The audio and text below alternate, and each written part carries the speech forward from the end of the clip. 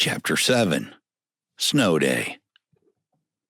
Christmas this year wouldn't be taken for granted. It would be cherished as the family event it was meant to be. Some family will be blood-related, and some not, but all family just the same. We'd be there for them, and they'd be there for us. To prove my newly discovered intentions, a few days before Christmas we got another phone call. Sarah once again answered it, once again handed me the phone, and once again there was a lawyer on the other end. There's still something about talking to lawyers that makes me feel uneasy, but this time it wasn't about me at all. After a few minutes of talking, I realized that Dexter may still be a little lost and needed help. A few days earlier, he and some of his old friends had driven up to the mountains. There was some kind of loud, reckless scene, from what I was told, and a bunch of yelling and screaming, probably just trying to get attention, but those mountain sheriffs don't play. And, evidently, the one that had Dexter wasn't having any of it. Dexter swore he was just in the wrong place at the wrong time, and he thought they were just going up to the mountains to ski. With it being just 2 days before Christmas, I felt bad leaving Sarah to finish all the preparations for our party, but she more than understood. In fact, she thought I should go and see if there was any way I could help. Dexter and I were from two different worlds, but over time, I'd gotten to know him pretty well, and honestly, I didn't believe that was who he was anymore. He had part of a business now, and he'd grown up so much. I felt like I had to do something to help him.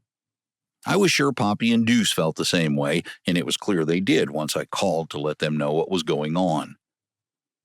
I don't know why, but I got in Lucian Graves' old truck and headed over to pick up Poppy, then Deuce. If I was smarter, we could have taken Deuce's four-wheel drive. But to be truthful, I don't think anyone was thinking about anything other than getting to Dexter as fast as we could.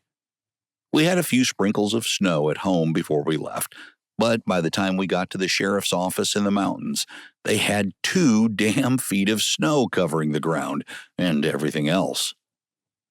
The sheriff, a 6'4" man, was clearly skeptical with what we had to say about Dexter, but eventually he let him go with us. The only problem now was the weather. With all that snow on the ground, there was no way we were making it back home in Lucian Graves' old pickup truck. The greatest irony of the day was it looked like the 4 of us, once again, were about to be locked up together in a 12-by-12 room. The only comfort was knowing this room wouldn't have an open-air toilet or a 1-inch mattress that felt like concrete. I hoped. As expected, our hotel room wasn't much better than the cell we had been in. Sure, we had 2 queen beds instead of 4 cots, and thankfully, an enclosed bathroom this time, but it still wasn't exactly luxurious. Either way, we were there for the night, so we figured we might as well make the most of it. In a strange way, it felt good to be with just the guys again. It was almost like coming around full circle, because in a way, we were back to where it all began. We didn't question Dexter too much because we knew he'd been through enough for a while, and besides, he's earned our trust by now. Sitting in that hotel room felt more like a slumber party, more so than 4 tough, somewhat ex-cons would ever admit to anyway, but for a while, it was really nice. No matter how trapped we felt that night, I knew one thing for sure. Come hell, high water, or even if I had to call in helicopters or the Navy SEALs, I had to get home by the next day. Sarah would absolutely choke me if I missed Christmas Eve, but if I didn't make it home for Christmas, let's just say worse. Much worse. As we settled in for the night, Poppy, just like he always did, started telling a few stories to help us feel better. At one point, he mentioned how familiar Ron felt to him, like they were old friends, even though the first time they met was at Thanksgiving dinner at my house. Dexter chimed in too, remembering how good Linda's banana pudding was and how he couldn't wait to get a little more on Christmas Day. Then there was Deuce, whose crazy butt reassured everyone that there'd be no nude bent-over inspections that night because, in his words, this ain't that kind of party. We all laughed at Deuce like we often did and made plans to wake up early so we could get home on Christmas Eve as soon as we could. Before I drifted off to sleep, I tried calling Sarah to let her know our plans, but because of the weather, the hotel's phone was dead, and none of us had any cell service either. In the back of my mind, I swore I could hear that music from Jaws. You know, the one that plays right before someone gets eaten by a shark. Dun, dun, dun, dun, dun. Half joking, but maybe not joking at all, I figured if I didn't get home soon, I might be getting another call from a lawyer, and this time he'd be serving me divorce papers. Without joking at all, if that happened, I was going to have to choke Dexter, regardless of the consequences. Our plan was set, but when we woke up at 6 o'clock a.m. the next morning, there was another fresh foot of snow on the ground, and at least in my mind, I was already headed for Dexter's neck. We slipped and slid around for about 30 minutes in that old truck. We tried everything we could, but it was no use. We were officially stuck, and worse than that, there was a real chance we'd all miss Christmas with our families. Dexter felt terrible, but at that point it didn't really matter. We were stuck, and there was no option B in sight.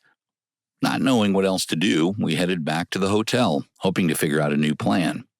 The others wanted me to just pay for another night, but I flat out refused. One way or another, I had to find a way home. I absolutely could not miss Christmas. This reminded me so much of last Christmas, when I thought I'd miss being there with Sarah and Noah, and now here I was again, feeling like yet another Lucian Graves was bound to disappoint his family again. The worst part was I couldn't even call Sarah to let her know what was going on because all the damn phones were out, and we were still 3 hours away. Not knowing what else to do, we all went to get lunch at the only restaurant that was open in town.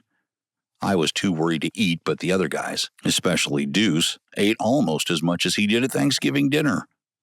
Sitting there at the restaurant, it was almost comical thinking about how far I've came, but I was still in almost the same exact position as when I was screwing everything up.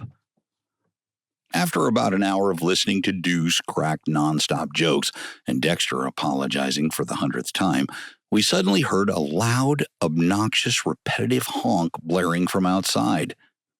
We didn't know anyone in that little town, so we didn't think that guy, who wouldn't lay off the horn, wanted our attention, but thank goodness we couldn't have been any more wrong. I was so happy to see Ron, and thank goodness he was there to save the day. I don't think there's been too many other times in my life that I was that happy to see someone.